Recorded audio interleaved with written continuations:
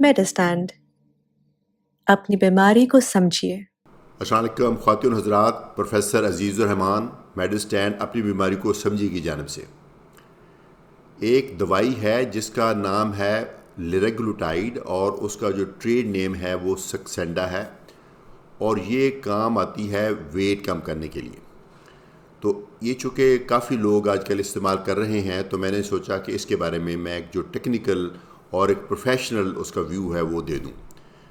तो ये क्या है, ये GLP-1 रिसेप्टर एगोनिस्ट है टेक्निकली ये चीज़, और जब ये लगाते हैं बॉडी में टीके की सूरत में लगता है तो ये आपके दो काम करता है, बहुत सारे काम करता है लेकिन वेट के हवाले से दो काम करता है। एक तो आपके दिमाग में जाके जो वो हार्मोन्स जिनसे भूख लगती है उनको कम करता है और वो हार्मोन्स जिनसे आपको खाने के बाद वाली फीलिंग आती है, स्टाइटी आती है, उनका लेवल बढ़ाता है। यानी इस टीके के बाद आपको ये फीलिंग आती है कि जैसे कि आपने खाना खा लिया है, बेशक अभी नहीं खाया लेकिन आपको वो एक जो क्रेविंग होती है खाने की वो कम हो जाती है, लेकिन आपको यूँ महसूस होता है जैसे कि आपने खाना खा लिया है। ये टीके का ये असर है। दूसरा असर इसके स्टोमक के ऊपर है। जो भी हम खाना खाते हैं वो थोड़ी देर के बाद वो डिपेंड करता है खाने के की कॉम्पोजिशन क्या, उसके अंदर चिकनाई कितनी है, तो कुछ देर तक वो स्टोमक में रहता है, वो फिर आगे जाके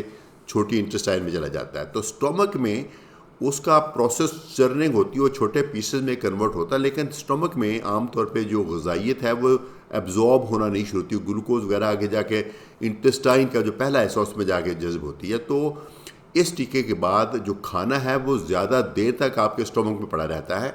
चूँकि खाना ज़्यादा देर तक स्टोमक में पड़ा रहता है तो इसलिए आपको अगले खाने की तलब नहीं होती।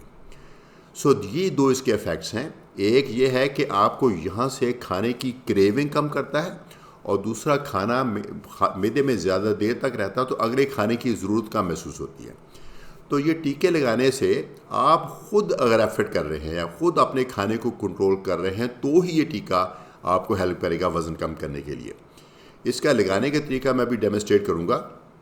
इसकी सिरिंज होती है, जो सिरिंज के अंदर प्री फिल्ड सिरिंज है, इसके अंदर जो टीका मिलता है तो उसके आपको 5 पॉइंट्स हैं जिसमें हम लगा सकते हैं। वो क्या है, पहले पॉइंट पे जब उसको डायल करते हैं तो 0.6 मिलीग्राम है और अगले पॉइंट पे जाएंगे तो 1.2 मिलीग्राम है, अगले पॉइंट पे 1.8 मिलीग्राम है, उससे आगे है 2.4 मिलीग्राम, उससे आगे हम जाते हैं तो 3 मिलीग्राम है। तो यानी इस टीके को हम मैक्सिमम 3 मिलीग्राम इंजेक्ट कर सकते हैं और ये लगाना होता है डेली। चूँकि इस दवाई के अगर हम जब शुरू करते हैं तो इसके साथ साइड इफ़ेक्ट आने का ख़तरा होता है, इसलिए इसको हमेशा लो डोज से स्टार्ट किया जाता है। भले आपको जितनी मर्ज़ी जल्दी हो वज़न कम करने की, आप प्लीज़ इसका जो तरीक़ाकार है उसके मुताबिक चलें। पहले पूरे हफ्ते आपने 0.6 डायल करना और लगा लेना। जब अब लग जाएगा तो 0 पे आ जाएगा। उसी पेन में से अगली दफ़ा फिर आपने 0.6 डायल करना, अगले दिन फिर 0.6 डायल करना है, लगा लेना। तो पूरा हफ्ता आपने 0.6 लगाते जाना है। तो ज़्यादातर चांसेस हैं कि 0.6 से आपकी बॉडी में कोई ख़ास फ़र्क नहीं आएगा, चूँकि वह लो डोज़ है। ये सिर्फ आपकी बॉडी को एक्सपोज करने के लिए दवाई को इसलिए होती है। अगले हफ्ते आपने 1.2 लगाना पूरा हफ्ता डेली, उससे अगले हफ्ते आपने 1.8, उससे अगले हफ्ते 2.4, उसके अगले हफ्ते आपने 3, यानी 5 हफ्ते में जाके आप इसकी जो कि रिकमेंडेड डोज है वेट लॉस के लिए वो 3 मिलीग्राम है, वो आप डेली लगाना शुरू कर देंगे 5वें हफ्ते से ऑनवर्ड। तो पहला टीका आपको 16-17 दिन चलेगा, लेकिन उसके बाद फिर आपका दिन जो कम होता जाएगा। एक महीने में तकरीबन 5 टीके आपके कंज्यूम होंगे अगर आप ये फुल डोज पे जाते हैं। तो क्या ये ज़रूरी है कि फुल डोज पे जाया जाए? मेरे ख्याल में अगर आप साइंस के मुताबिक चलते हैं, रिकमेंडेशन के मुताबिक चलते हैं, तो ऑप्टिमम इफेक्ट के लिए तो 3 मिलीग्राम ही लेना चाहिए, चूँकि उसी से आपको सिग्निफिकेंट वेट कम होता है, जो कि तकरीबन 15-16 केजी वेट साल में कम होता है। तो अगर आप उससे कम दवाई पे रहते हैं, अगर तो आप सपोज 2.4 से आगे नहीं बढ़ा पाते क्योंकि साइड इफ़ेक्ट आने शुरू हो गए, फिर आप 2.4 को कंटिन्यू कर लें।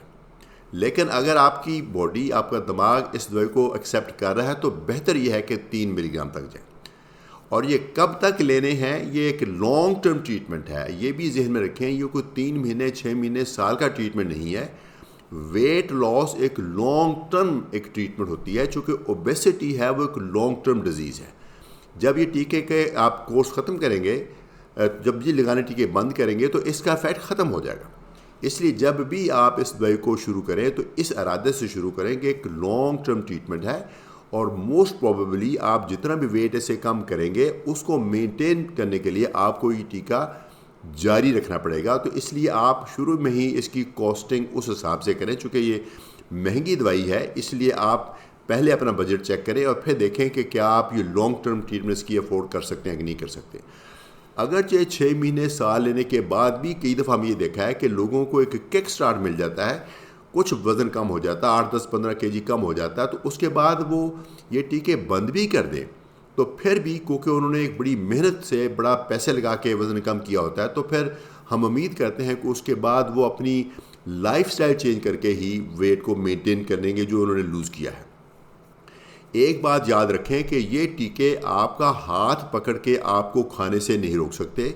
ये टीके आपके फ़ैट को हवा में एवेपोरेट नहीं करते। इन्होंने आपकी सिर्फ क्रेविंग कम करनी है और आपने ख़ुद खाने को कंट्रोल करना है, ख़ुद खाना कम करना है, तो जाके वज़न कम करना होना है आपका। दूसरी बात यह है कि ये चूँकि वज़न कम करने वाली अद्वियात आपके जो बॉडी का जो मसल मैस है उसको भी कम करेंगे, फ़ैट को भी कम करते हैं। मेडिकली स्पीकिंग हम आपके फ़ैट को कम करना चाहते हैं, मसल को कम नहीं करना चाहते। इसलिए ज़रूरी है कि मसल्स को मेंटेन करने के लिए इन टीकों के साथ आप मुनासिब एक्सरसाइज ज़रूर करें, चूँकि मसल्स को मेंटेन करने के लिए बेस्ट जो चीज़ है वो कोई ग़िज़ा नहीं है, वो एक्सरसाइज है। वो ऐसी एक्सरसाइज करें जिसमें बॉडी के तमाम मसल यूज़ हो जाएँ, जैसे पीटी एक्सरसाइज है, वॉकिंग है, स्विमिंग है, कोई भी गेम खेलें वो करें साथ। तीसरी बात यह है कि डाइट आपने बैलेंस खानी है। इस टीके के साथ आपकी खाना कम हो जाएगा, लेकिन आपने जो एसेंशियल फूड कंटेंट्स हैं जिसमें प्रोटीन्स हैं, हेल्दी फैट्स हैं, विटामिन्स हैं, मिनरल्स हैं, वो लेने नहीं बंद करने, क्योंकि अदरवाइज़ आपको एसेंशियल विटामिन्स की कमी होने की वजह से बीमारी पैदा हो जाएगी। जो हमारे खाने में जो चीज़ें हम गैर ज़रूरी ज़्यादा खाते हैं उसमें कार्बोहाइड्रेट्स हैं, वो ख़ास तौर पे आपने कम करने हैं, क्योंकि ज़्यादा वज़न बढ़ने की सबसे बड़ी वजह एक्सेस कार्बोहाइड्रेट्स हैं और दूसरे नंबर पे एक्सेस फैट्स हैं। तो ये दो चीज़ें ख़ास तौर पे कम करनी है, लेकिन बैलेंस खाना खाना है, एक्सरसाइज करनी है और टीके जैसे मैंने बताया से लगाने हैं लॉन्ग टर्म, तो इंशाल्लाह आपका वज़न कम हो जाएगा। साइंस ने ये साबित किया है कि वज़न कम करने से बहुत सारे जो वज़न से रिलेटेड मसाइल हैं उनको बहुत फ़ायदा होता है। डायबिटीज़, कोलेस्ट्रॉल, हार्ट की बीमारियाँ, blood pressure, uric acid, gout, arthritis, सांस की तकलीफ़, एक होता है स्लीप एपनिया, ख़वातीन में फर्टिलिटी के इश्यूज़, प्रेगनेंसी से रिलेटेड इश्यूज़, ये तमाम के तमाम बेहतर हो जाते हैं वज़न कम करने से। सो अगर आप अफोर्ड कर सकते हैं और ये लॉन्ग टर्म ट्रीटमेंट अफोर्ड कर सकते हैं तो ये मैं समझता हूँ आपके लिए एक नेमत है, आप इसको अवेल करें। मुझे उम्मीद, और इसकी थोड़ी सी डाउन साइड है, शुरू में जब आप डॉक्टर से शुरू करेंगे तो वो आपको मॉनिटर करेंगे। मेरे ख्याल में थ्रू आउट ट्रीटमेंट आपको डॉक्टर के साथ राब्ते में रहना चाहिए। कुछ साइड इफ़ेक्ट्स हैं, बहुत ज़्यादा साइड इफ़ेक्ट नहीं है, वैसे बहुत मशहूर हो गए हैं लेकिन बहुत ज़्यादा साइड इफ़ेक्ट्स नहीं हैं।